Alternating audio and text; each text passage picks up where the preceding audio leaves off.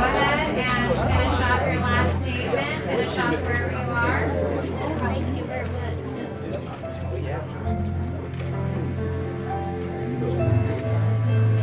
All right.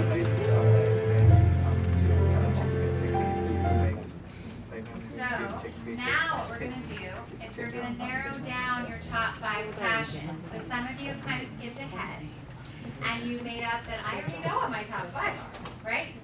So you want to ignore that for a moment and just kind of come again from that blank canvas type place, right? So what you're going to do with each other is one at a time you're going to go through this entire process with each other.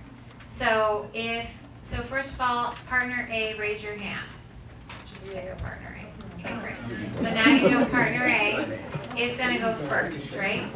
So partner A, your partner B is going to ask you with your list, so you're going to trade lists right now. Yes, hopefully you read each other's handwriting. You'll get the hang of it. So partner B, you're going to ask partner A in a moment. I'm going to go through the directions all first with you and then you'll begin. So in a moment, partner B, you're going to ask partner A. If you had to choose between, and then you take their first passion, read it out loud to them so they can hear it back, or then go to the second passion on the list, read it out loud, the whole thing. Which would you choose? Okay? And then partner A, if you know already, you're going to tell them like what you're choosing.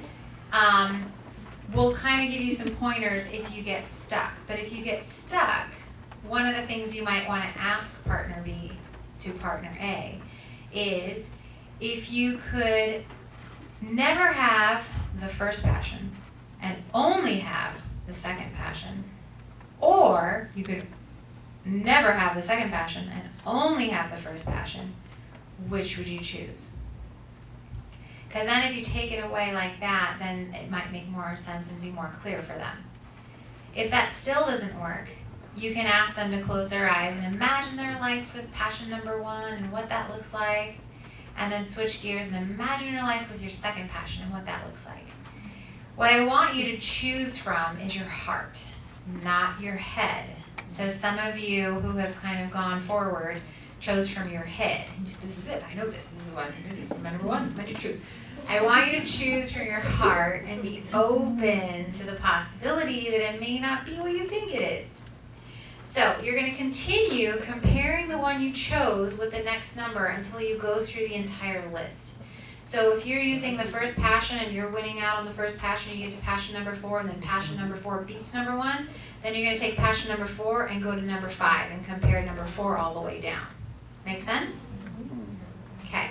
So in other words, if 4 trumps 1, well, we already know you're going to move on with 4 for that rest of that list. And then you start all over again.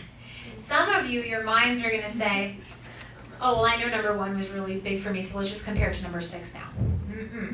Sometimes when you pick a different passion, some of the things in your other passions will be answered by that passion you picked, or new things might reveal themselves to you. So we're going to do this entire process over again, down the list, just like I talked about the first time. Everybody clear on that? No cheating, no fasting. Yes? What do we do when we get, so let's say it's number 4 and we get through the other to 10, do we write that on the first line? Yes. So when you hit your number 1 passion, you're going to write it on the line that is number 1. If somebody has already written something there and it's not the same, cross it out and rewrite their actual number 1 passion, okay?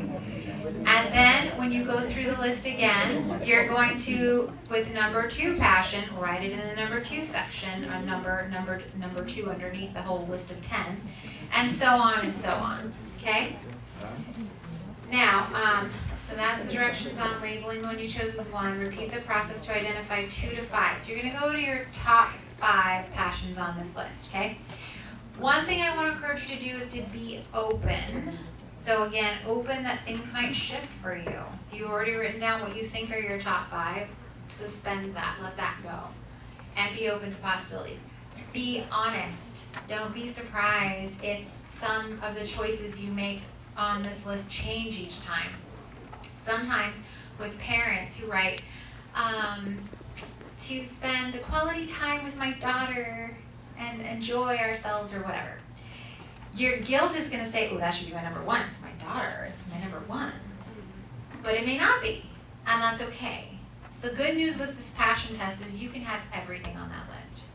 All we're doing is we're narrowing it to the top 5 that you are super excited about, super charged about, super passionate about. So don't feel guilty. Just choose from your heart, okay? Any questions? All right, yes, one more. I just want to be clear. So I get the first one and I compare it to 2, 3, 4 until she chooses a different one. And if she doesn't, I put that one on the board. Correct. Thank you. All right, if you have questions as you're doing this process, raise your hand and I or someone will come around and answer your questions and support you. Okay?